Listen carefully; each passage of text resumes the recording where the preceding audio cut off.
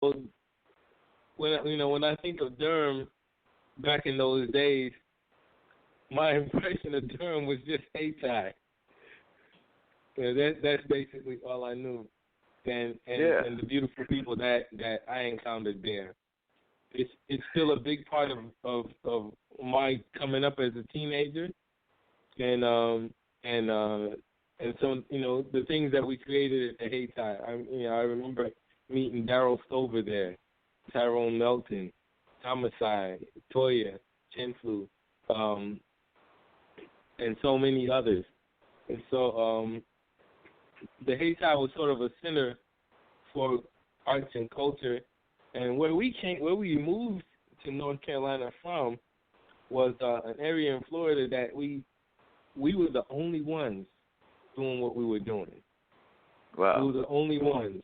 And so as a teenager, it was very stifling to me. So to move to an area where I could see people like me doing things that I was doing, and I could sit down and conversate with people who were close to my age, and we could feed off each other and learn from each other. It was definitely a pivotal moment in my life. Yeah, and just for both of you, I was wondering, it's been really interesting just watching the ways that, for lack of a better term, mainstream culture has adopted to some of the things from the homeland and things of that nature, from the various African countries. Because, I remember a time that you wouldn't even think of that, or if you thought about it, it would be in stereotypical kind of ways. I'm thinking about, like, of course, the images of, Tarzan and other kind of things that are very negative. But now we're seeing our pop stars and our musicians actually incorporating what is plainly not just the music. They've been doing that for decades, but now they also are blatantly incorporating some of the African dance music, dance moves, as well as some of the African music. So have you noticed that as well, or is that just something that I'm seeing? Have you noticed that a lot of the pop culture people are also playing into stuff that you were probably doing with Baba Chuck back in the early 2000s, and Baba Chuck was probably even doing it back in the 90s and 80s. But it seems like a lot of our people are starting to incorporate more of our societal images. Oh, definitely. And when you say images, it makes me think of the tattoos. I see tattoos now of a lot of African symbols that are popping up on people's bodies. The first I noticed was Janet Jackson had Sankofa on the back of her shoulder, and then I started to see more and more of it. And some folks don't even know what these symbols mean, but have them on their bodies and have them on their clothing. And so I definitely see it spreading and being used in a popular fashion, which in one sense is very good. In the other sense, it's important for us to at least teach our own youth the deeper meaning of this culture and these symbols and this music and these movements that they're doing. Yeah, because you're so. Yeah, I was going to actually bring that up because you're so right about that. And so one of those things that came to my mind is we have people that bring those symbols up, like with Malcolm X and with Che Guevara, that you're talking about popular figures and things of that nature. But then we have people that literally walk by buildings all the time. And if it wasn't for your whistle stop tour and people like Daryl and other people like myself that might have shared those stories, how many people actually would know about the Haitian symbol that actually is sitting on top of the Haiti building until you actually share that story and let them understand what they're actually looking at? Because a lot of people are probably walking by that, and there may be even other symbols that are here in the triangle and even in other parts of the country. I imagine there's some in New Jersey and New York that we probably walk by all the time that we don't even know what those symbols are until somebody actually pauses, stops, and understands why they came there. But that's part of what you do. Absolutely, and just to piggyback off of what Baba was saying, we live in a time where it is cool to be black, and not just cool to be black, but also to be cool and have a direct tie to the continent. Baba and I perform in schools a lot, and one of the things we used to hear from children we would perform with, they would say things like, "Oh, I'm not African," And so there was a distinction between being black and being African. And now I think we're getting to the fact that we are African-descended peoples.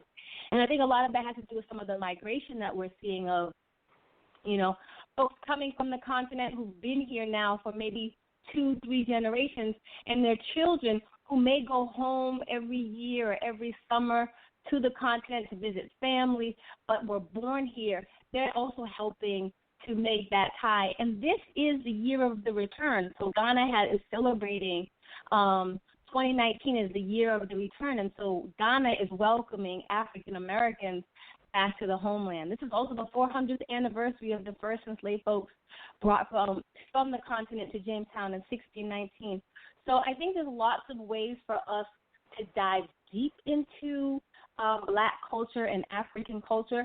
And you're right, I think there is a lot of surface level appreciation, which is going to be true with any trend. And I just have to lift up folks like you, folks like Baba Chuck Davis, Daryl Stover, Mama Sadia, Mama Yvonne Daniels, folks who have been doing the cultural work when it wasn't hip, when it wasn't celebrated, when it wasn't profitable, when we were doing it because we had to do it. And so I hope that this generation who is taking it and bringing it forward and making it popular are really recognizing our elders and the folks who laid the foundation for us even to be celebrating what it means to be Black African.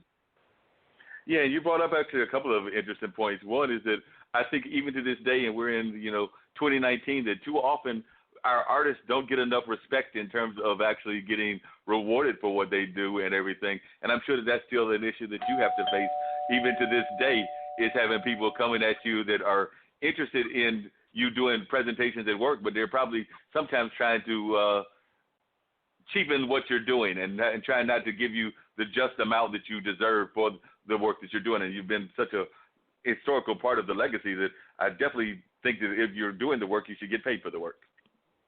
Absolutely, and I think this next generation of artists, activists are doing an amazing job. Like, they're leveraging social media in a way that makes this a much more marketable culture. And so one of the things I'm really interested in doing is like how do we not undermine one another, right? And so how do we, if you're new to this, find out who was doing this before you. And, don't accept just because you're 20-something and don't have children. Don't accept, $500 for a gig when the folks who laid the foundation would only do it for $1,800, right? Because that pits us against one another, and it allows that same tactic that the oppressor has used of this divide and conquer. We need to be coming together and demanding what our culture is worth. And it is a gold mine, and they know it. And if we can kind of recognize that we need to work together to be able to present our culture and say it is worth no less than, and nobody should accept less than that. Don't just go to the next artist who you can get a better break on. It's not about that. It's about the survival and the preservation of our people. Yeah, no doubt about that. And I did hit the bell, so I've got to bring in another guest, but I want y'all to stay on. But one of the comments I really was interested in that you brought up and everything is it does seem to me that there is more folks that are actually tying in the African diaspora, meaning and that being the continent of Africa as well as the Caribbean, to the United States and the rest of North America, and even down to South America and other parts of the world, that we weren't always doing this successfully. And I mean, we can do a better job of that, but I have seen even within the Black Wall Street movement that there are some people that are trying to do some business in other parts of the country and not just staying in their own area. I mean, definitely you want to get the support from your own area, whether that's Durham, whether that's New Jersey, whether that's Florida, but it does seem like we're definitely having more and more people that are understanding that we are a global market. Absolutely. I think, coming from up north, which is a port, we have port cities, same way in California. So you get folks from the diaspora more.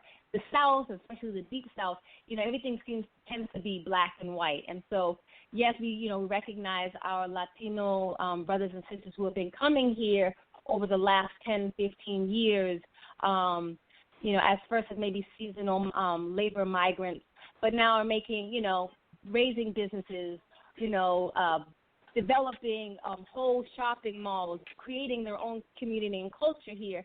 So I think for the South, this is kind of a new concept, but certainly my experiences of coming from up north is that, Caribbean folks and other folks from the diaspora have been part of the marketplace for a long time.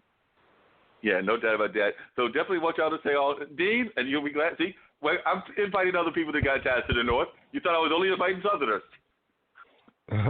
Yeah, we got JudiLynn standing by on the line, man. So we'll get to her in just 1 second as soon as we get this good drop in. Are you enjoying the smoothest conversation in podcasting? Straight Talk with Dean and Mark. Hi, this is DJ Smooth Jazz, syndicated radio host and co-owner of Portfolio Group LLC, your smooth jazz lifestyle and entertainment group with offices in Durham, North Carolina. Portfolio Group LLC specializes in promoting the lifestyle of smooth jazz listeners with the promotion of smooth jazz events and the distribution of African American owned wines. For more information, portfoliogroupllc.com, or you can swing by my secondary site, djsmoothjazz.com. Now back to Straight Talk with Dean and Mark. And we're back with Miss JudiLynn. Welcome to Straight Talk with Dean and Mark. Well, thank you so much. It's good to be in the conversation. Well, we're glad to have you in the conversation, Judy. Now, Judy, you're coming at us from the Philadelphia area, and you're an artist here in that area. And just tell us how you got involved in arts. And also, it seems to me that when I was reading your page, that you also are one of those people that believes in using art as a tool for having conversations about greater issues as well. That's true. And yes, I did grow up in Philadelphia, now in New Jersey. I've actually been living around the country for the past 30 years as a military wife. But I started out as a young artist in the Philadelphia School District, majoring in commercial art and graphic design. And many years later, in 2006, I got more interested in painting. And I just jumped into it and haven't stopped, really. I am an abstract artist, and my focus has really been on texture, color, mood, and how it affects the viewer. But more recently, I'm becoming more concerned with social issues and how to incorporate that into my art. So hopefully over the next year, my art will sort of morph into something a little more, focused on subject matter. But I enjoy what I do. It's very therapeutic. And it seems to be for the viewer as well. I've had comments about how my paintings have affected people, and their moods and what they could see in the textures and the colors and the imagery. And who are some of the people that influence you in your artwork? Like I said, you mentioned that it's more the abstract art, and I'm a fan of all styles of arts. My dad is actually an artist as well. He does more photography and some other multimedia kinds of arts. But I do have friends that are definitely into the abstract. But who were some of the people that influenced you? Interestingly, as a child, I discovered Van Gogh and fell in love with his style. And Mark Rothko, which a lot of people don't understand, but I actually do. And actually, more recently, in later years, though they're not abstract artists per se, in a way they are, Larry Poncho Brown, Charles Bibbs, they've been a major influence on me.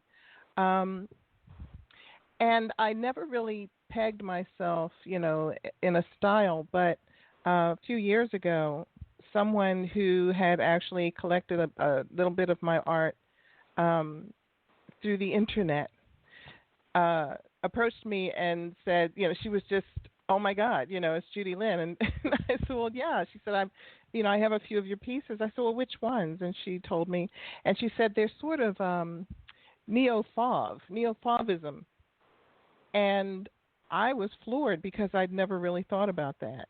And the Fauvist movement involves the artists who actually influenced me early on. So I'm glad to be in their company. But yeah, those